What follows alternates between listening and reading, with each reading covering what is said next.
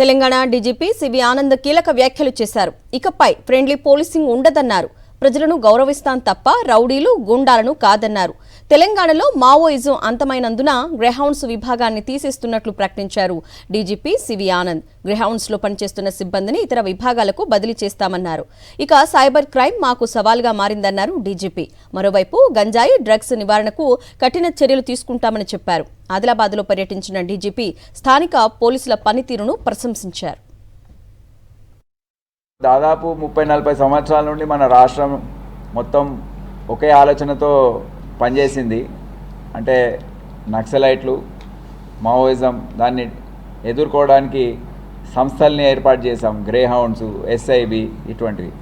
కానీ ఈ పోరాటం వల్ల కేంద్ర ప్రభుత్వం కఠినమైన చర్యలు తీసుకోవడం వల్ల అది ఇప్పుడు పూర్తిగా పోయిందని మనం భావించవచ్చు. టాప్ కార్డర్ ఎవరైతే ఉన్న సెంట్రల్ కమిటీ మెంబర్స్ అందరు కూడా ఒకరిద్దరు తప్ప అందరు సరెండర్ అయిపోయారు.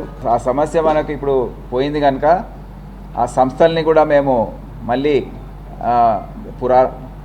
ఆలోచించి దాని ఫోర్స్ అంతా తగ్గించి వేరే అవసరం ఏదైతే ఉన్నాయో మనకు ఇప్పుడు drugs, cyber security, cyber crime, traffic, highway accidents, మళ్ళీ ఎన్ఫోర్స్మెంట్, విజిలెన్స్ ఎన్ఫోర్స్మెంట్ ఏవైతే ఉన్నాయో దాని వింగ్స్, ట్రాఫిక్ మేనేజ్మెంట్ బ్యూరో ఇటువంటివన్నీ కొత్తవి ఏర్పాటు చేయడం జరుగుతుంది.